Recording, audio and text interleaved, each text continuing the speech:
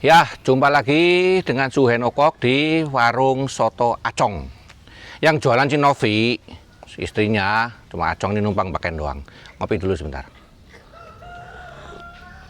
Oke, pagi ini saya akan membahas soal sakit hati. Ada banyak penyakit disebabkan oleh sakit hati. Sakit hati itu akan membuat diafragma di sini itu menjadi kaku, lalu napas menjadi berat. Karena itu sebenarnya sakit hati itu gabungan antara kemarahan yang menyerang liver dengan ketidakberdayaan di dalam diri yang membuat kita terjebak dalam suatu situasi yang membuat kita merasa tidak berdaya, terpojok, dan akhirnya hanya muncul dalam bentuk kepahitan di dalam diri. Nah, Bapak Ibu sekalian, ada terlalu banyak orang membiarkan diri hidup dalam kepahitan, dalam suatu kesakitan yang membuat dia sendiri menderita. Lalu bagaimana harusnya? Sebenarnya sederhana sekali, semua orang udah tahu. Ya, dengan cara mengampuni, memaafkan. Lalu ada banyak orang yang ngomong, gimana kalau saya ini disakiti terus sampai tua? Ya saya akan mengatakan sederhana, ya itu pilihanmu. Mau sakit hati kah atau move on? Ya terima apa adanya. Karena sakit hati atau tidak adalah keputusan kita. Sakit hati atau tidak adalah merupakan satu komitmen di dalam batin kita untuk memaafkan atau tidak, menerima dia apa adanya atau tidak. Memang mungkin seketika itu mengecewakan, ya udah let it go lah. Buat apa disimpan sekian lama? Maka setiap kali ada orang yang hidup dalam kepahitan dan sakit hati, saya selalu berkata, ya silakan teruskan. Kalau memang sakit hatimu itu mengubah keadaan, membuat hidup menjadi lebih nyaman, ya silakan.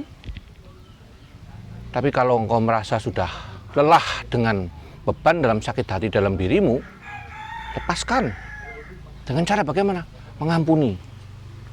Persoalannya sebenarnya sederhana. Mengapa orang tidak bisa mengampuni? Karena tidak pernah merasakan pengampunan dari Tuhan.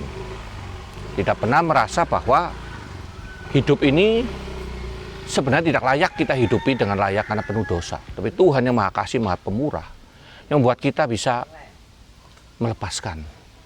Sebagaimana Tuhan melepaskan semua dosa kita, mengampuni orang-orang yang mau datang kepada Dia, dan kemudian menganggap kita benar di hadapannya, dan menerima kita padanya sebagai anak-anaknya.